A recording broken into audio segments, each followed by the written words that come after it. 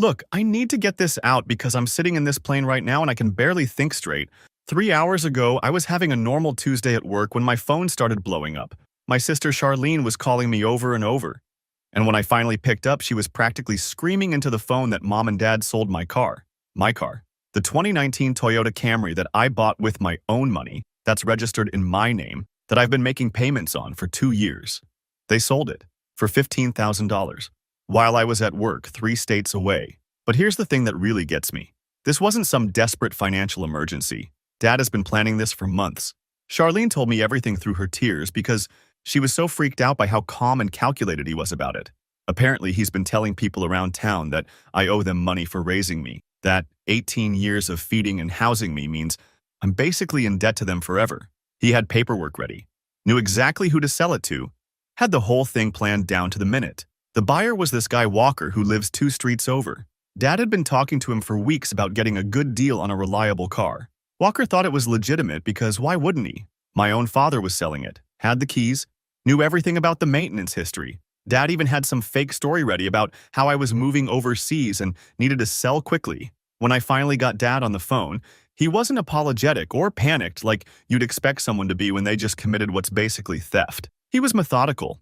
He told me I needed to wire them the $15,000 immediately as payment for all the years they supported me. Not asked. Told me. Like this was a business transaction he'd been planning all along. Mom got on the phone after that and the things she said.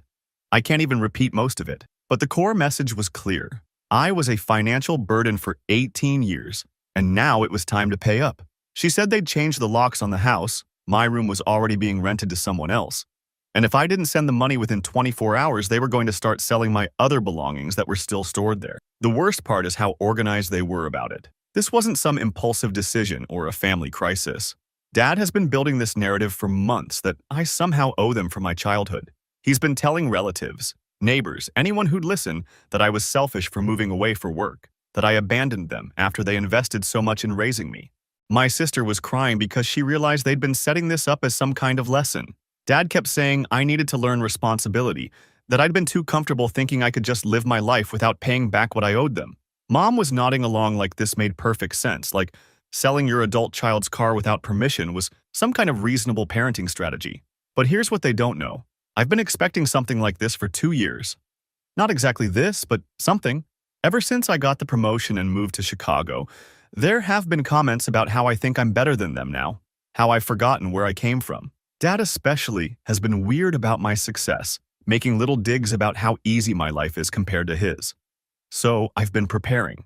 I documented every payment I've made on that car, every insurance payment, every oil change. I have records of every conversation where they acknowledged it was my car, every time they borrowed it and asked permission first. I've been keeping detailed records because I could feel this building. While Mom was still ranting about how I was a parasite who'd been bleeding them dry for years, I was already looking up flights. I didn't argue with them or try to reason with them, because there's no point. You don't reason with people who steal your car and then demand you pay them for the privilege. You take action. The flight I'm on right now gets in at 11 p.m. I've already called Walker and explained the situation. Turns out he's actually a decent guy who had no idea what was really happening. When I told him the car was registered in my name and I never agreed to sell it, he immediately offered to help sort it out. He's keeping the car at his place until tomorrow when we can meet with the police. I've also been making other calls during this flight. Calls to lawyers. Calls to the bank about the car loan. Calls to people my parents definitely won't expect to hear from. Because while they were busy planning their little scheme to teach me a lesson about respect and financial responsibility, I was building something they can't just take away. They want to treat me like a tenant who owes back rent? Fine. I'll show them what it's like when someone actually treats you like a business transaction instead of family. They changed the locks and rented out my room? Perfect. That makes this so much easier. I spent 18 years thinking these people actually loved me. That family meant something to them beyond what they could extract from it. 2 hours into this flight, I'm realizing that discovering the truth about who your parents really are might be the most valuable thing they've ever given me. The plane's about to land and I can see the city lights below. Dad always said I needed to learn about consequences. Tomorrow morning, he's going to get the education of his lifetime. Update. Just landed. Walker texted me that my parents showed up at his house an hour ago, demanding to know why the car was still in his driveway. Apparently, they were planning to tell me it was already gone and completely sold. This is going to be even more interesting than I thought. Update 1. Holy hell, you guys. I thought I was prepared for this conversation, but I was so wrong. I'm back at my hotel right now, and I need to get this all out because my hands are literally shaking from anger. So I got to Walker's house this morning around 8. Really decent guy. Turns out he's a mechanic, and he immediately knew something was off about the whole transaction. He said Dad seemed way too eager to close the deal quickly, and kept pushing him to pay cash instead of going through normal channels.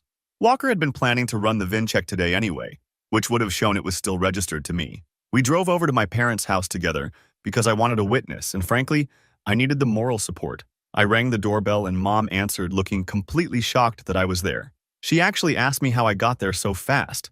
Like she thought I was still in Chicago and this was all going to happen over the phone. When Dad came to the door, that's when I realized how deep this thing really goes. He wasn't surprised at all. He looked at me standing there with Walker and he just nodded like this was exactly what he'd been expecting. Then he said something that made my blood run cold. He told me he was glad I'd come because now we could settle this properly, face to face, like adults. I asked him how he could possibly justify selling my car, and his response was so calculated it scared me. He said I'd been living rent-free in his house for 18 years, eating his food, using his utilities, wearing clothes he paid for. He had it all itemized in his head, not written down anywhere. But he rattled off numbers like he'd been calculating this for months. $200 a month for rent, $50 for food, $25 for utilities, miscellaneous expenses. He claimed I owed them approximately $45,000 in back payments for my childhood. Mom was standing behind him nodding along while he explained that the $15,000 from the car was just the beginning. They expected me to either move back home and start paying monthly rent going forward, or pay them a lump sum to settle what I owed from before. She kept repeating that they sacrificed everything for me, that Dad worked double shifts when I was little, that they never took vacations because everything went to raising me. But here's the part that really got to me. When I pointed out that parents are legally obligated to provide for their children, and that you can't retroactively charge someone for their childhood, Dad got this weird smile. He said legal obligation and moral obligation were two different things. He said the law might not require children to pay back their parents, but decent people understand that family means taking care of each other. The conversation went on for almost 2 hours. I kept trying to explain that what they did was theft, that they had no right to sell property that belonged to me, and they kept circling back to this idea that I was being selfish and ungrateful. Mom started crying at one point and said she couldn't understand how she raised a son who cared more about money than family. That's when it clicked for me. This isn't really about money at all. This is about control. Dad has been watching me build my life in Chicago, and he can't stand that I don't need them anymore. He's been telling people around town that I think I'm too good for them now, that success has made me arrogant. But what he's really upset about is that I'm not dependent on them anymore. Walker was trying to stay out of it, but when Dad insisted the sale was legitimate, Walker finally spoke up. He said he'd been uncomfortable with how quickly Dad wanted to finalize everything, and that he'd never encountered a seller who refused to let him speak to the car owner directly. Dad's whole demeanor changed when he realized Walker wasn't going to just go along with this. Mom jumped in and started accusing Walker of trying to cause problems in their family. She said this was between us and he should stay out of it. But Walker held his ground and said he wasn't comfortable keeping a car that might have been sold without the owner's consent. He offered to reverse the sale completely and return Dad's money. That's when Dad lost it. He started yelling about how everyone was ganging up on him, how he'd worked his whole life to provide for his family, and now people were treating him like a criminal. He said I'd poisoned Walker against him, that I was manipulating the situation to make him look bad. Mom was crying harder and saying she just wanted her family back together. But then Dad said something that made everything fall into place. He said that maybe if I'd been calling home more often, if I'd been visiting more, if I'd been sending money to help with their bills, none of this would have been necessary. He said he'd been hoping I'd learned some responsibility living on my own. But instead, I'd gotten selfish. They've been struggling financially, not desperately, but more than they wanted to admit. Dad's hours got cut back at the plant 6 months ago, and Mom's been picking up extra shifts at the diner to make ends meet. They've been watching me post about my job and my apartment on social media while they're clipping coupons and worrying about bills.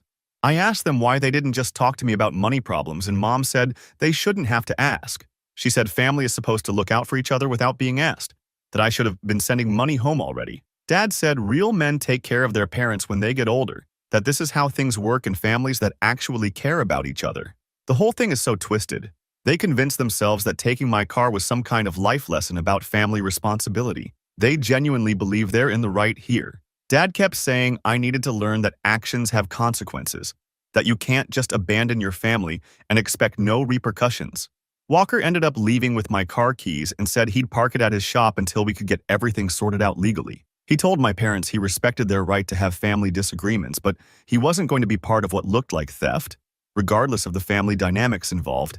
After Walker left, Mom begged me to stay for dinner so we could work this out properly. She said they'd made pot roast, which used to be my favorite when I was a kid. Dad said if I really cared about family, I'd sit down with them and figure out a fair way to handle the money situation. They both seemed to genuinely believe that a good meal and some conversation could fix this. But I'm done.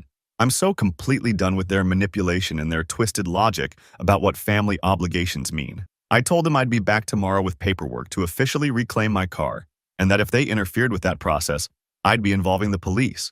Dad said that was exactly the kind of threat he'd expect from someone who'd forgotten what family means. Mom said she never thought she'd see the day when her own son would threaten to call the cops on his parents.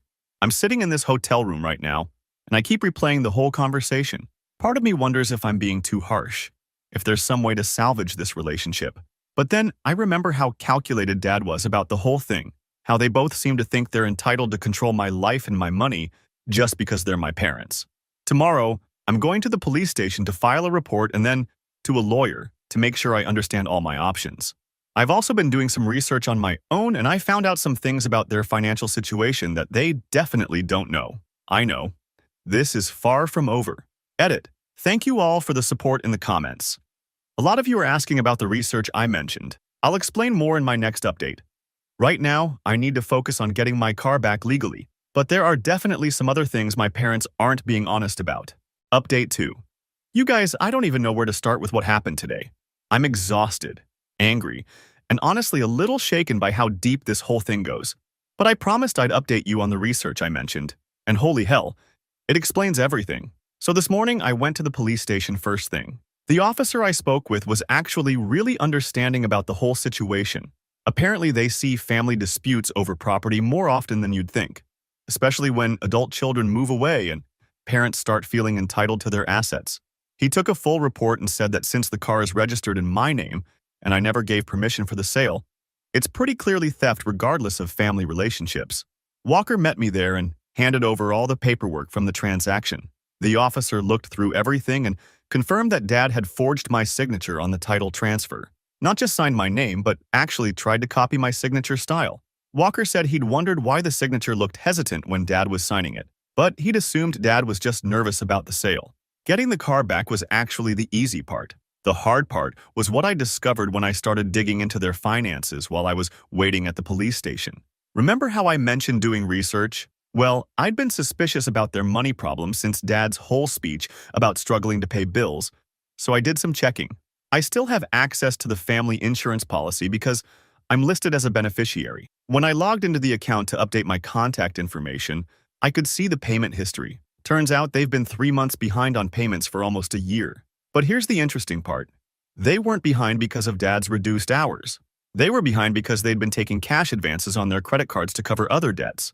That led me to check public records for their property taxes. You can look that stuff up online for free if you know where to search. They're 2 years behind on property taxes. The county has already filed a lien against the house, and if they don't pay up by January, they're looking at foreclosure proceedings starting next spring. But wait, it gets worse. I called my sister Charlene while I was driving back to town with my car. She's been living at home since she graduated high school last year and working at the grocery store while taking community college classes. She had no idea about any of the financial stuff, but she did know that Mom and Dad had been arguing about money constantly for months. Charlene told me something that made my blood boil. Apparently, Dad has been telling everyone in town that I'm making 6 figures in Chicago and refuse to help my family. He's been painting himself as this proud father whose successful son has abandoned him. He told the guys at the plant that I'm too good for my hometown now, that I've gotten greedy and selfish since I started making real money. The truth is, I do make decent money, but it's not the fortune Dad's been describing. And more importantly, they never once asked me for help. Not directly. They've made plenty of guilt-trip comments about how hard things are, but they never sat me down and said they needed financial assistance. Instead, they decided to just take my car and demand payment for raising me. When I got back to town, I drove straight to their house. I was done playing games. I walked in without knocking because technically I still lived there legally until they changed the locks. And I found Mom and Dad sitting at the kitchen table with a bunch of paperwork spread out. They looked up when I walked in, and Dad immediately started yelling about how I was trespassing, how I couldn't just walk into their house anymore. But I cut him off and told him I knew about the tax lien. The look on his face was priceless. Mom went completely white. That's when the real conversation started. I asked them point blank why they didn't just ask me for help with their money problems instead of stealing my car. Dad got defensive and said they shouldn't have to ask, that I should have been offering to help all along. Mom started crying and said they were embarrassed about how bad things had gotten. But then Dad said something that made me realize how calculated this whole thing really was. He said they'd been planning this car thing for weeks because they figured if they could get me to send them the $15,000, it would prove I actually cared about family. It was some kind of twisted test to see if I'd choose money or them. I asked him what would have happened if I'd just wired them the money like they demanded. He said they would have used part of it to catch up on the property taxes and the rest would have gone to paying down their credit card debt. Then they would have sat me down and explained that they needed me to start sending money home regularly to help with ongoing expenses. Mom jumped in and said they'd calculated that I could afford to send them at least $500 a month based on what they figured I was making. She said that was reasonable for an adult child to contribute to his parents' household, especially since Dad had worked so hard to give me opportunities when I was growing up. The whole thing was a setup. They never intended to just take the $15,000 and be done with it. They wanted to use my reaction as proof that I cared about family, and then leverage that into ongoing monthly payments. Dad actually said he'd been hoping this would bring us closer together, that he missed feeling needed by his son. That's when I lost it. I told them that manipulation and theft weren't parenting strategies, they were criminal behaviors. I said if they'd been honest about their financial problems, we could have worked something out, but instead they'd chosen to steal from me and try to guilt me into paying them for raising me. Dad stood up and got in my face. He said I was being dramatic, that families help each other, and I was acting like they'd committed some major crime instead of just asking for support. He said the car thing was their way of getting my attention because I'd been ignoring their hints about needing help. Mom kept saying they'd given me everything when I was growing up, that Dad had worked overtime for years to pay for my clothes and school supplies and sports equipment. She said she couldn't understand how I could be so cold about paying them back now that I was successful. I asked them how much they thought would be fair for me to pay them back for my childhood. Dad said they weren't asking for full repayment, just ongoing support that recognized everything they'd sacrificed. Mom said she thought $300 to $500 a month was reasonable until they got back on their feet. But here's the thing that really got to me. When I asked them how long they thought it would take to get back on their feet, they couldn't give me a straight answer. Dad said it depended on a lot of factors. Mom said they were getting older, and it was natural for adult children to help support their aging parents. They weren't looking for temporary help with a specific financial crisis. They wanted me to become a permanent source of income to subsidize their lifestyle. The car thing was just the opening move to establish that I owed them money and would pay when pressured. I told them I was willing to help with the property tax situation because losing the house would be genuinely catastrophic, but that any help would come with conditions. I wanted full transparency about their finances, a realistic plan for getting back on track, and an end to the manipulation and guilt trips. Dad said he wasn't going to let his son dictate terms to him about his own finances. Mom said they didn't want charity. They wanted respect and acknowledgement of what they'd done for me. They both seemed genuinely offended that I would want oversight of how my money was used. The conversation went on for almost 3 hours. By the end, it was clear that we fundamentally disagreed about what family obligations look like. They think being parents gives them the right to demand financial support from their adult children. I think being parents means you accept that raising your kids is your responsibility, not an investment you get to cash in on later. I left without making any commitments about helping with their money problems. I told them I needed time to think about how to handle this whole situation. Dad said I was being selfish and ungrateful. Mom said she never thought her son would abandon his family over money. But here's what they don't know yet. While I was there, I took pictures of all the paperwork they had spread out on the table. Bank statements, credit card bills, tax documents, all of it. I also recorded parts of our conversation on my phone, including the parts where they admitted the car thing was a planned test and where Dad described their expectations for ongoing monthly payments. I'm not sure what I'm going to do with all this information yet, but I'm definitely not going to let them manipulate me into becoming their personal ATM. And after today's conversation, I'm starting to think there might be more to their financial problems than they're admitting. Tomorrow, I'm meeting with a lawyer to discuss my options for protecting myself from future manipulation and potentially helping them in a way that doesn't reward their behavior. I've also got some ideas about how to address their ongoing money problems that they're definitely not going to like. This is far from over, but at least now I understand what I'm really dealing with. Edit. Holy crap, the comments on this are insane. A lot of you are asking about the recorded conversation. Yes, it's legal in my state to record conversations you're part of without telling the other people. And yes, I'm keeping everything documented. This is going to get much more complicated before it gets better. Final update. All right, guys, this is it. The conclusion to this absolute nightmare of a family situation. I'm emotionally drained, but I wanted to give you the full resolution because you've all been so supportive through this whole mess. So yesterday, I met with a lawyer to go over everything I'd documented. She reviewed the recorded conversations, the photos of their financial documents, all of it. Her advice was pretty straightforward. I had solid evidence that they'd committed theft by selling my car without permission, but pursuing criminal charges against my own parents would be emotionally devastating and probably wouldn't result in significant consequences anyway since they'd returned the property. But she also gave me some information that changed how I was thinking about this whole situation. She said that based on what I'd described about their financial problems, they were probably looking at bankruptcy within the next year regardless of whether I helped them or not. The property tax lien, the credit card debt, Dad's reduced hours. It was all adding up to a financial collapse that was bigger than anything I could realistically fix with monthly payments. That got me thinking about what I actually wanted out of this situation. Did I want to punish them for trying to manipulate me? Did I want to help them despite their behavior? Did I just want to walk away and let them deal with the consequences of their choices? After thinking about it all night, I realized what I really wanted was for them to understand that their approach was completely unacceptable, and for us to find a way forward that didn't involve manipulation or guilt trips. So I decided to give them one final chance to handle this, like adults.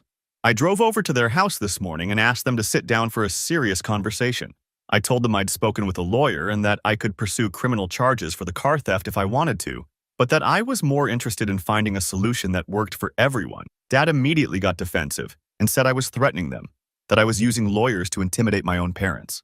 Mom started crying and said she couldn't believe I'd involved strangers in our family problems, but I cut them off and said this was their chance to listen if they actually wanted my help with their financial situation. I laid out my proposal. I would pay off their property tax debt directly to the county, which would remove the lien and save their house. I would also help them set up a realistic budget and possibly assist with some of their credit card debt. But in exchange, they had to agree to several conditions. First, they had to acknowledge that selling my car was theft and apologize for it without trying to justify their actions. Second, they had to stop telling people around town that I was selfish or ungrateful for not sending them money. Third, any financial help from me would be structured through a third party so they couldn't pressure me for additional money later. And finally, they had to agree to family counseling to work on communication and boundaries. The conversation that followed was probably the most honest we've ever had as a family. Dad initially refused all my conditions and said he wasn't going to be treated like a child who needed supervision with his finances. Mom said the counseling requirement was insulting, that we should be able to work out our problems as a family without involving outsiders. But when I started packing up to leave, Mom grabbed my arm and begged me to stay. She said she was terrified of losing the house, that they'd put their whole lives into that property and didn't know how to start over somewhere else. Dad sat down heavily and admitted that he'd been feeling helpless about their money problems for months and didn't know how to ask for help without feeling like he was failing as a provider. That's when the real conversation started. Dad told me that watching me succeed had made him feel like he was somehow falling behind in life. He said he'd worked at the same job for 25 years and had nothing to show for it except debt and stress.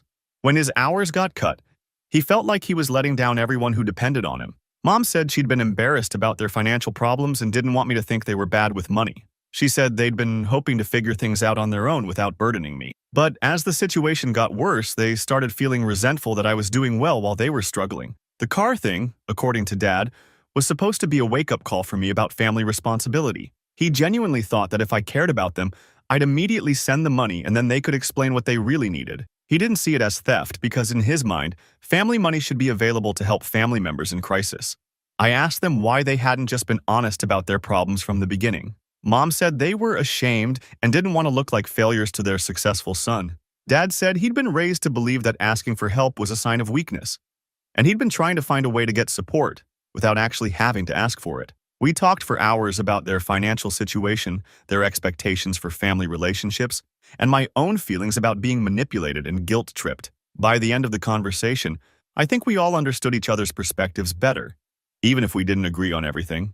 They eventually agreed to my conditions, though not without a lot of discussion about what each requirement actually meant. Dad was particularly resistant to the counseling idea until I pointed out that if we couldn't learn to communicate better, we'd probably end up in this same situation again within a few years. So here's where things stand now. I'm paying off their property taxes directly to the county this week, which will save their house from foreclosure. I'm also setting up a structured payment plan with their credit card companies through a debt management service, which will help them get their monthly payments under control. They've agreed to stop talking about our financial arrangements with other people, and Dad has promised to correct the narrative he's been spreading around the town about me being selfish. We're starting family counseling next month with a therapist who specializes in adult-family relationships. Most importantly, we've established clear boundaries about financial discussions. If they need help in the future, they have to ask directly and be completely honest about their situation. No more manipulation. No more guilt trips.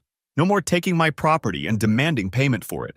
I'm not sure if this is going to work long term. Part of me is still angry about the whole car situation and the way they tried to manipulate me. But I realized that holding on to that anger wasn't helping anyone, and that sometimes you have to choose between being right and being in relationship with your family. The other thing I've learned from this whole experience is that financial problems can make people act in ways that are completely out of character. My parents aren't bad people, but desperation and shame turn them into manipulative versions of themselves. That doesn't excuse what they did, but it helps me understand why they thought it was acceptable. I'm driving back to Chicago tomorrow, and for the first time in weeks, I feel like this situation is actually resolved. Not perfectly, and not without ongoing work, but resolved in a way that preserves our relationship while establishing clear boundaries about acceptable behavior. Thanks to everyone who offered advice and support during this mess. Your comments really helped me think through my options and figure out what I actually wanted to achieve. Special shout out to the people who suggested involving a lawyer. Having professional guidance made all the difference in approaching this strategically instead of just emotionally. And for anyone dealing with similar family financial drama, my advice is to set clear boundaries early and stick to them. Help if you want to help, but don't let guilt and manipulation drive your decisions. Family relationships should be based on love and respect, not financial obligation and emotional blackmail. Final edit. A lot of people are asking if I think they'll actually stick to the agreement or if they'll try to manipulate me again in the future.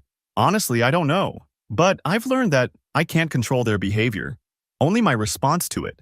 If they violate the boundaries we've established, I'll have to make decisions about the relationship based on their actions. For now, I'm cautiously optimistic but definitely keeping my guard up.